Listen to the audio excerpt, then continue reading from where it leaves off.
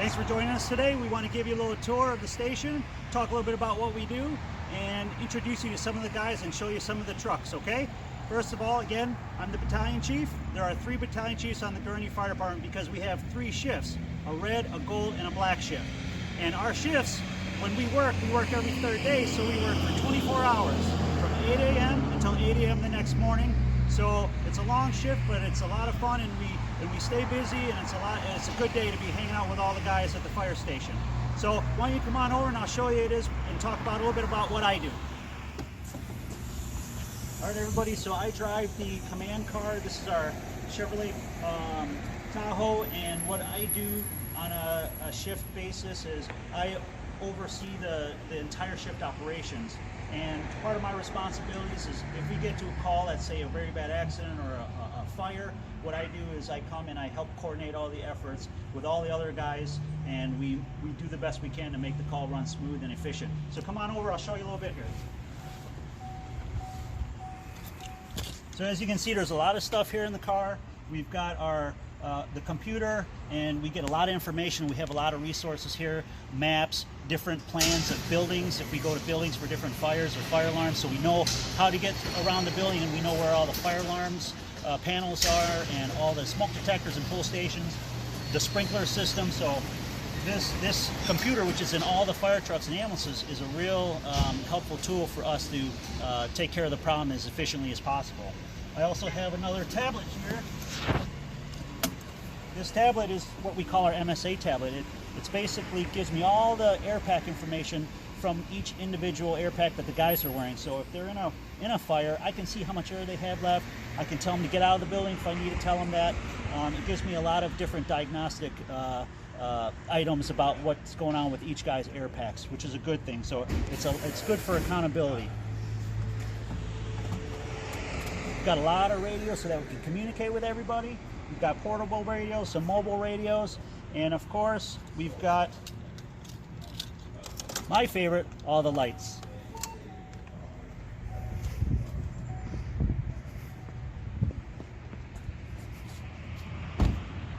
So thanks for joining me and going on a little tour of my car. I'm going to go ahead and introduce you to one of the other guys. Hey guys, let's go. I'm Lieutenant Swantek. I'm the station officer at Station 2 today.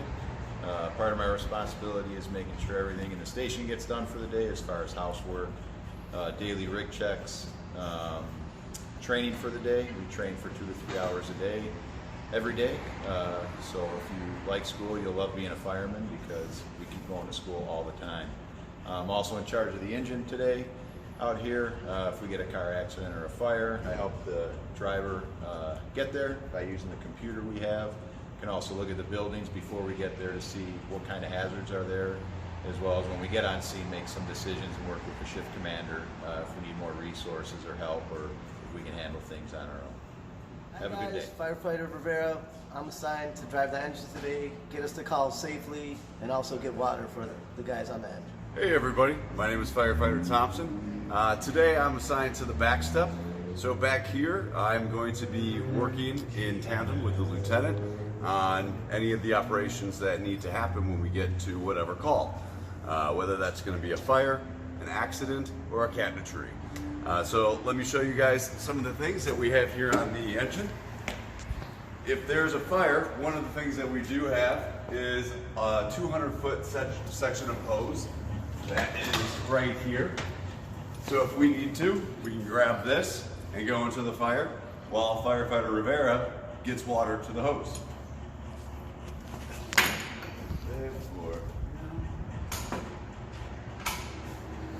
There we go. So the fire engine is also a giant toolbox. We have a lot of different tools. We have a big sledgehammer if we need to break our way through things to get people out. Axes, fire extinguishers, more hose. In here, if there's a car on its side or if there's a car accident, we can put these, they're almost like kickstands for your bicycles to prevent the car from tipping over. If there's smoke in your house and the fire is out, we need to get the smoke out, we have a giant powerful fan that we can put in front of the door that will push all the smoke out. On this side, we have what is called the jaws of life.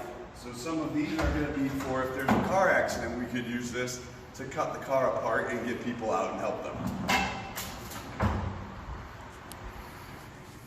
And in here, this is where firefighter Rivera is going to have a lot of his tools to help us get water to where we need if there's a fire.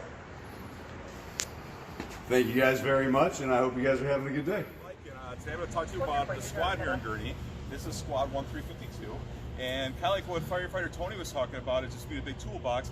This is the same thing. Unlike the fire engine, this doesn't have any water, but it's got a lot of tools that help us more just firefighting. It helps us with specialized rescue, which is kind of get people stuck if they're up high or even underground. So I'll start here. This is for stuff here, like if there's a trench so the ground doesn't collapse in, it helps keep us safe so we get anybody out that might be trapped. We got out there, this is for getting fresh air into wherever we might have to go into.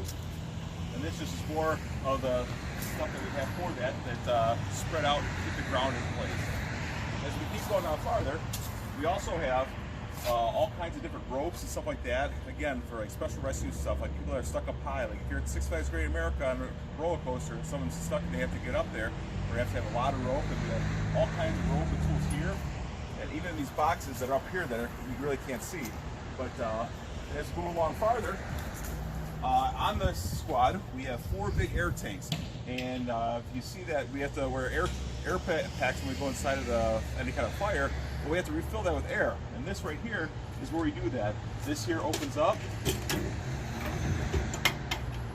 and we put all our bottles in here, and we close it, and we can fill them all right off of here, so we don't have to come back to the station to do that. And that way, we do everything right at the fire scene.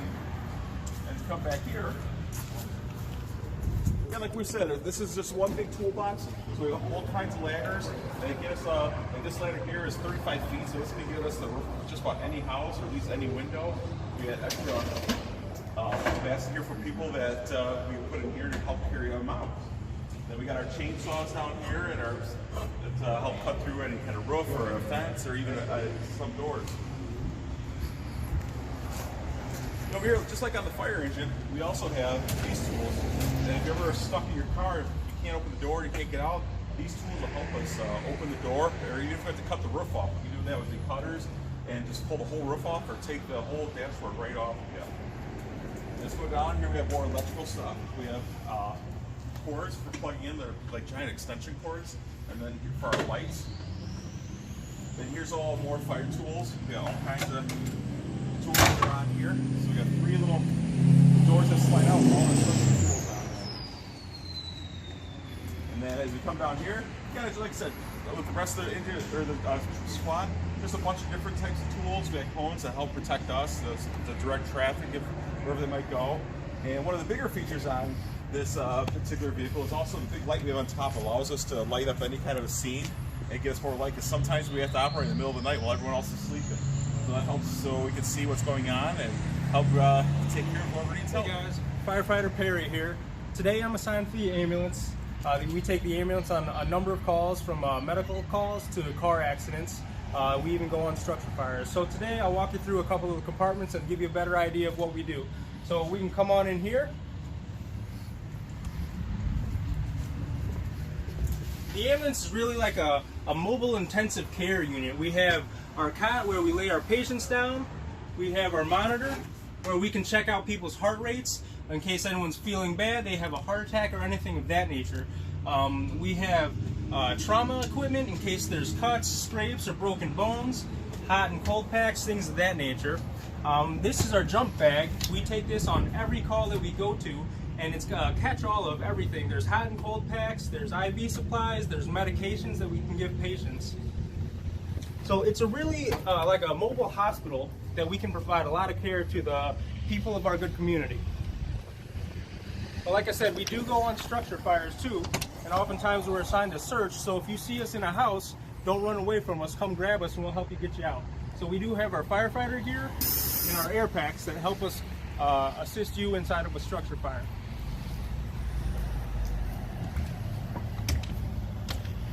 We also have a variety of tools, from splints in case there's broken bones, rope equipment in case we have to do some technical rescue type things.